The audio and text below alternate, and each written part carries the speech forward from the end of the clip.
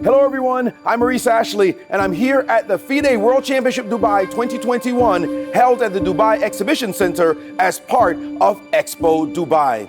Well, in Game 8, we saw Jan Nepomniachtchi blunder a pawn, but no one in the world saw that he would follow up in Game 9 with a shocking blunder of an entire piece. It was simply a moment in World Championship history that no one will forget. His opponent, Magnus Carlsen himself, was incredibly shocked by the development. And in the end, it was an easy ride to victory as Magnus now takes a commanding lead of 6 points to 3.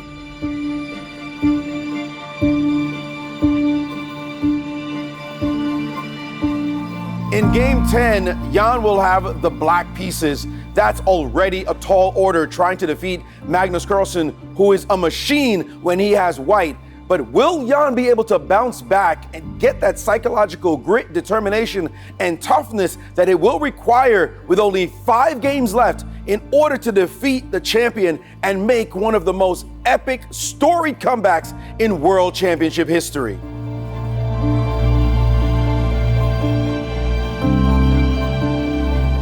Later, we'll pay a visit to the Norwegian and Russian pavilions here at Expo, the two countries cheering on their two champions, as well as the Spanish pavilion that hosted a children's chess championship.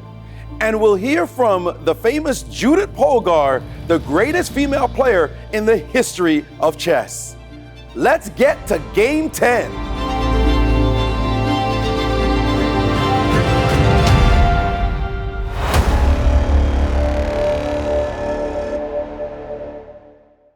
Today, more than ever, when the world comes together to create a better tomorrow.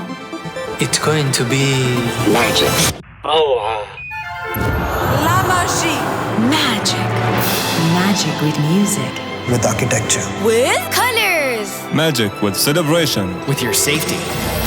From here. There. And everywhere. For 6 whole months, day and night. Join the making of a new world, starting October 1st. Want to play chess but don't know how to get started? Try chess.com. Play for free against someone at your level or challenge one of our friendly computer bots. Trying to improve your chess? Learn the Queen's Gambit and other openings with guided interactive lessons. Like chess but don't want the pressure of playing games? Chess.com has hundreds of thousands of fun puzzles to help you relax and sharpen your mind. Play your friends, make new ones around the world, follow the latest games and more. Sign up and play for free at chess.com today. Well, I'm intrigued. I'm excited. I think the mood is exciting for me more than the strategy of the game because that is something I'm still learning. It is very exciting to be here. I think the combination of Dubai, chess, Expo, world-class players, amazing weather, good food. It's super lively. It's super energetic. We've traveled here from London. My son's a chess player, and we're really, really enjoying it. Oh yeah, I'm definitely excited because just Nepo's trajectory through the candidates was actually very exciting to see some of his matches earlier. So I'm excited to actually see the finals this time around. As a grandmaster, as a chess professional for many years, I have always learned to fight till the end. And I think we will see fighting till the end here as well. But I have to say that I am somewhat disappointed as I expected tougher resistance. Like losing 2 games in one move, that's unforgivable. Like I said, for a grandmaster, let alone a world title challenger.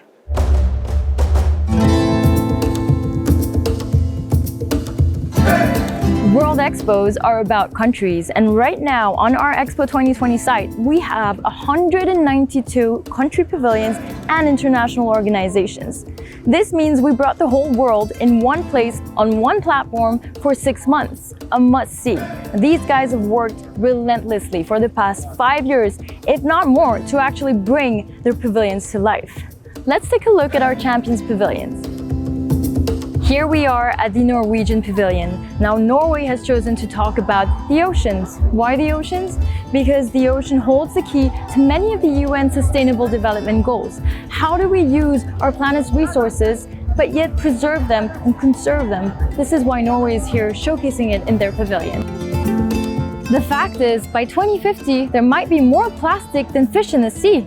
And this is why Norway is a pioneer in technology-based sustainable solutions for the ocean within energy, aquaculture, fisheries, shipping, and the whole maritime sector. And let's move on to our next pavilion. Here we are at the glorious pavilion of Russia. Now, Russia tells the tale of their scientific innovations of the past, but that's not it. They also take a look at how modern Russia and their modern creative minds are driving the future. Let's take a look inside. Russia is showcasing the eternal process of cognition, learning, and understanding our world to try and make it better. As you can see, the dome behind me has plenty of tiny tubes that are multicolored, and if you put them one after the other, they actually reach 46 kilometers. Pretty impressive.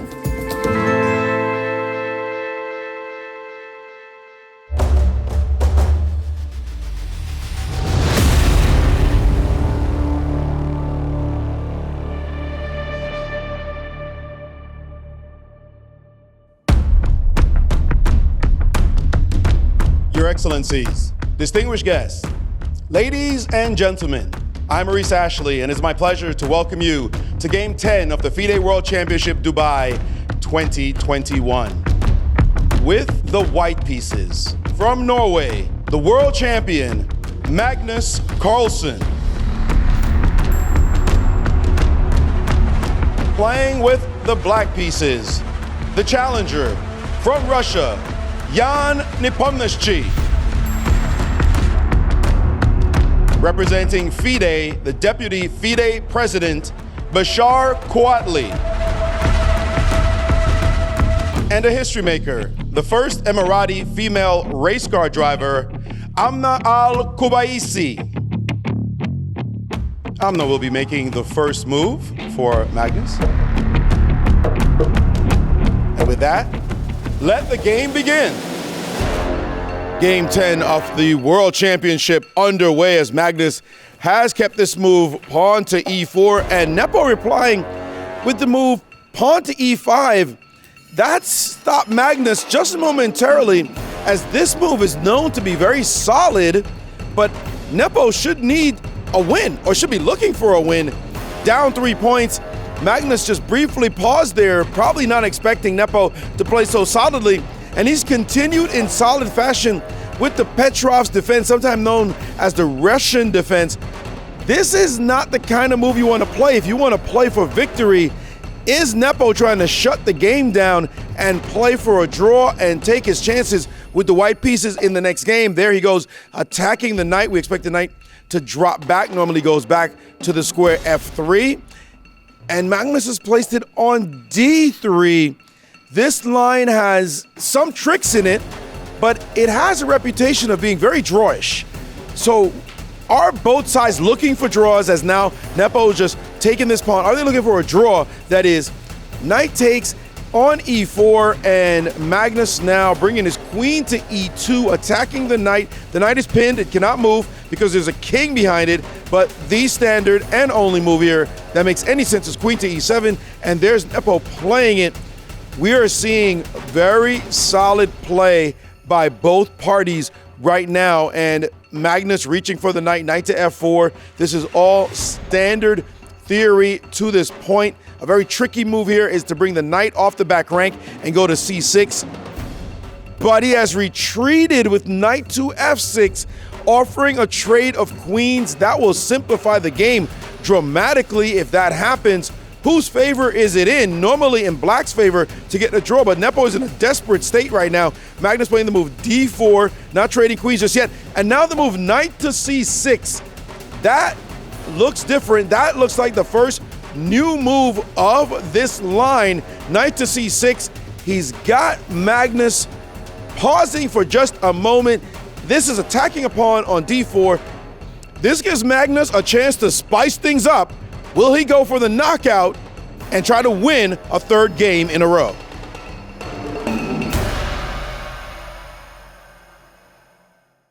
If everybody in the It's Expo 2020. loved everybody in the world, what a glorious world this could be.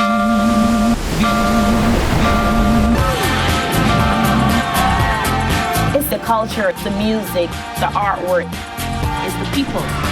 Come on and join us. A new world is just beginning.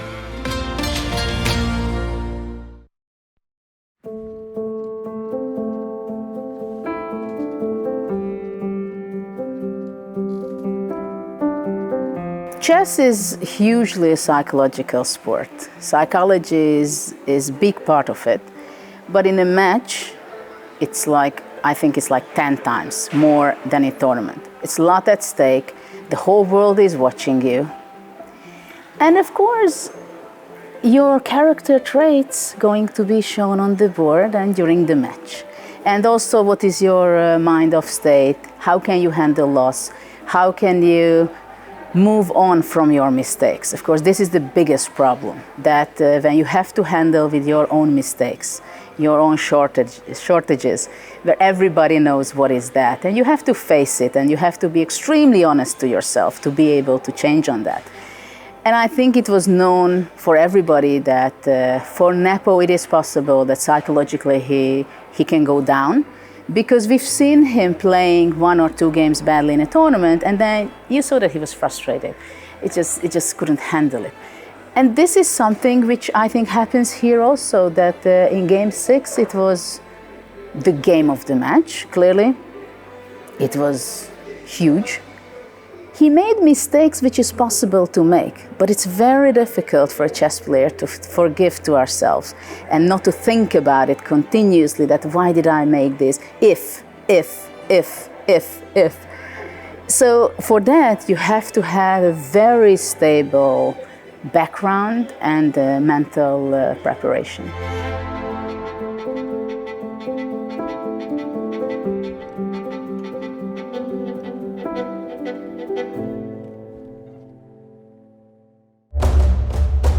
Nepo has a chance, he has a chance, but it's very slim, and you can see today he played Petrov, and Petrov is mostly, he wants to come back, he doesn't want a series of defeats to continue, so he wants to stop the defeats first, maybe win something with white, and then maybe do something better. But until now, in numbers, he still has a chance. But if you're betting on it, I won't. When I'm here and I will see Magnus play, I think there's a sense of me following up, and I'm intrigued to find out more about him and probably go watch some more games with him later. Yeah. The world champion has been thinking for some time after Nepo's new knight move, and he knows he doesn't want to take any real risk in this game, and Nepo gets up for the first time in this game. He had been sitting at the board looking like he was making a concerted effort to sit at the table instead of getting up as he usually does on every single move. And Magnus now playing the move pawn to c3. He could have brought his bishop into the game to protect his pawn. That would have been a sharper way to play as we see Nepo coming back. But this move allows the queen trade to still happen, and that keeps the margin of safety. And instantly the move pawn to d5, getting space in the center of the board. This equalizes the chances pretty much, and Magnus playing his knight to d2, developing his piece, getting it into the action. This is not a very aggressive posture by the champ, and he's now the one to get up from the table, but it doesn't look as though he has many active chances. He's got to watch out because Nepo will look for his own chances as well, but this knight move, knight retreating backwards, it looks like he's going to come back out to the game and offer more trades. This game is turning into an exchange fest. More and more trades will make it easier for the draw, but Nepo doesn't need a draw. He needs to win. We see Magnus there bringing his knight to the f3 square, and that knight now on a great square. It was on the back row, but now it's moved, made a couple of moves, and now it's in the game. And we've got to see what Nepo plans to do, and he's trading queens. This was kind of hard to avoid. This favors Magnus Carlsen. The more pieces come off the board, the easier it's going to be for him to make a draw. He's only got to make 3 draws to win the entire match. And now the bishop coming out to d6. This does not look like a winnable position for Nepo. What is he going to try to do to make the game sharp, to make it exciting, to make it aggressive so that he can have some good chances to win? Magnus is thinking, no way, let me get my king to safety. This game settling down very much into solid territory as Nepo also castles there. I don't know what either side is going to try.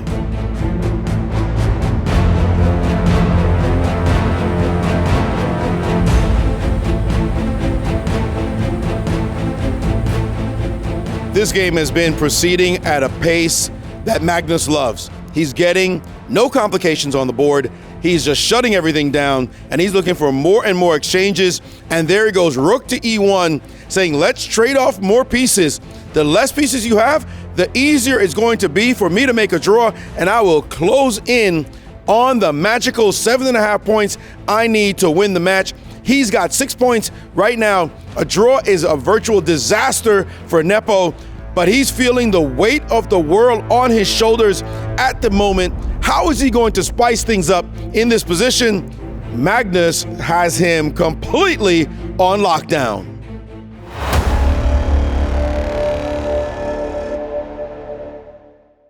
Today, more than ever, when the world comes together to create a better tomorrow. It's going to be magic. Oh, La magie. Magic. Magic with music. with architecture. With colors. Magic with celebration. With your safety. From here. There. And everywhere. For 6 whole months, day and night. Join the making of a new world, starting October 1st. If everybody in the It's Expo 2020. loved everybody in the world, what a glorious world this could be.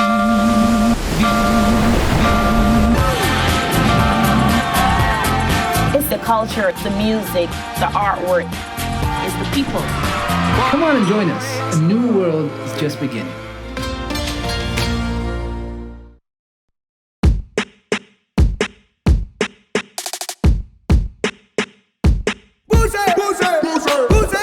The yellow and red cones you see behind me are the marvelous Spanish pavilion. Now, in line with the Expo's theme of connecting minds, creating the future, Spain has decided to talk about intelligence for life. And they're showcasing their amazing heritage and culture, which is, by the way, deeply rooted within the Arab world. The Spain Pavilion also wanted to use and maximize the enormous potential of chess to develop intelligence, promote coexistence. They did so by organizing the World Online School Chess Tournament, where more than 2,600 children from 54 countries have participated.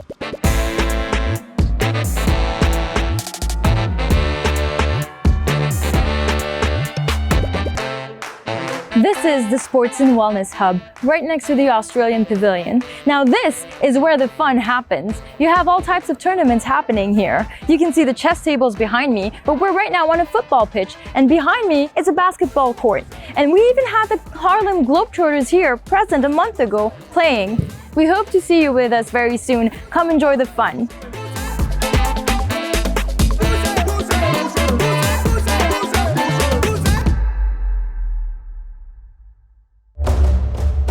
Magnus does not give his opponents an inch, and he kind of forces his opponents to bring the fight to him in different ways across the chessboard. So that, I think, is very exciting to watch again, and that's why I think that's what actually puts him at GOAT status for me. Magnus will try to see what he can do. I think he's content with drawing it till the end. It leads him to where he wants to be, defend his title. But if he senses blood, he will go for it. And he's a poacher. He's a hunter. So if he does sense that Nepo is blundering or missing moves, he will go for it.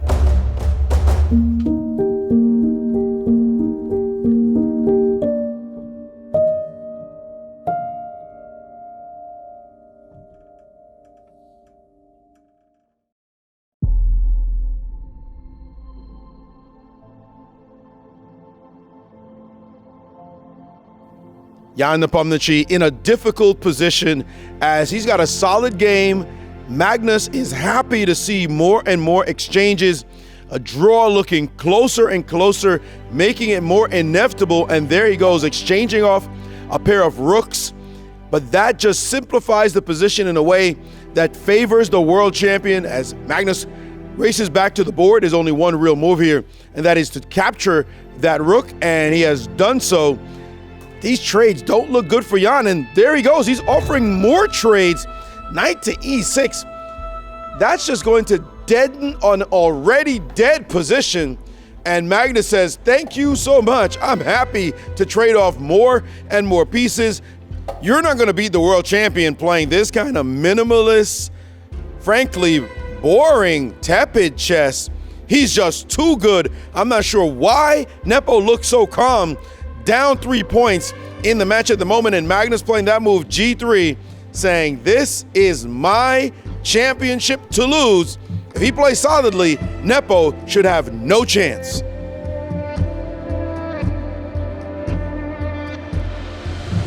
After that pawn move to G3, the game has proceeded solidly. And right now, Jan Nepomniachtchi just has very little to play for, and he makes a soft pawn move as well. Very solid indeed. We haven't seen these guys be aggressive at all. But there's Magnus chasing that knight with that pawn. Pawn to G4, attacking the knight on the side. Easy to resolve this threat. Knight back to G7. But I think this is going to allow Magnus to do what he wants, and that is to offer a trade of bishops. And there he goes. His bishop now attacking Black's bishop and saying, hey, you want to trade off more pieces or back down? Well, Nepo decides not to back down, but instead does trade, helping Magnus's cause, as the more trades, the merrier. And Nepo's going to have to figure out some kind of aggression, some kind of attacking move that gives him some chances. That's not bad. G5, pawn to G5, attacking the knight. The knight could take the bishop, but it wouldn't be a great trade this time, and Magnus doesn't fall for the trick. In that case, that knight for that bishop would have allowed an imbalance that would have favored Black, and so Nepo didn't trick Magnus, but look at this. Pawn to F5. First, the pawn on G5 attacked the knight, now the pawn on F5, creating some dynamic chances. It doesn't look like much, but Nepo is trying to squeeze blood from a stone, and Magnus has to be careful right now.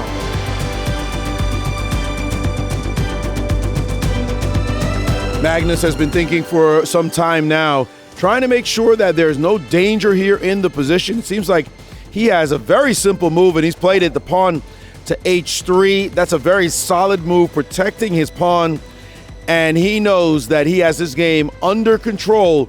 Nepo is the one who is in trouble, trying to make something active occur, and Jan back at the board, knowing that this is probably his last chance to make any kind of complications, but whatever he has tried, it's been shut down by Magnus, and he's played the move King to F7. That doesn't look like much. That just looks like a solid move.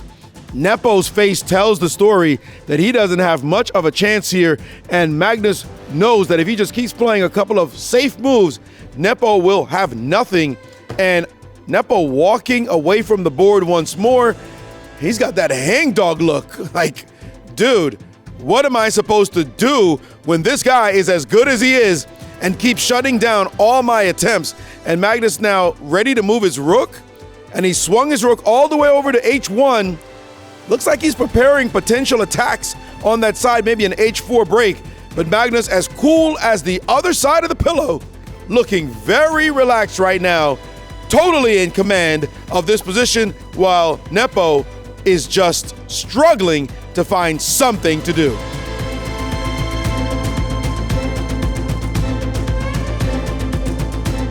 We've seen a number of trades in this game, and it's just going down to nothing. Whatever Nepo has tried has not worked in this game. Maybe he wanted to draw all along and have this go to the next game with him with the white pieces. Maybe that's been his strategy. Magnus Carlsen seems content to defend with the black pieces in the next game, and we see the rook going down, and there goes a check, offering a trade of rooks. Magnus may not trade, he might move his king, but I think he will just trade. Why not? Just trade off more pieces, continuing this policy of simplifying the game, and we see quick trades there. Knights, two knights on the board, pawns on the same side. This position looks dead drawn. You see Nepo's face saying, there's nothing here. And Magnus can make his next move, and they're after move 40, so Magnus can offer a draw. And he has done so, and Nepo has accepted.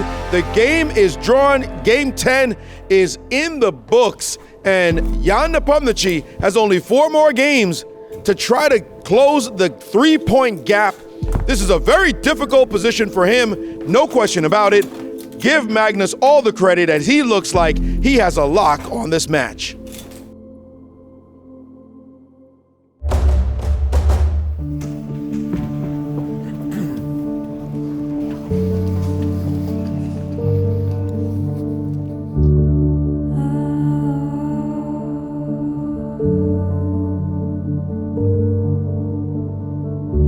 At this point, I mean, there's so few games to go that any draw is,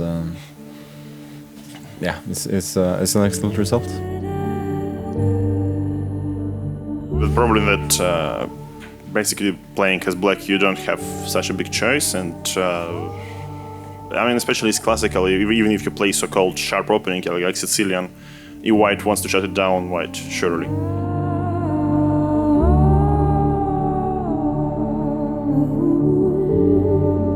Thank you for that. That concludes the press conference. Tomorrow is a rest day. The next game will be on Friday at 16:30. Thank you, everyone, and have a great night.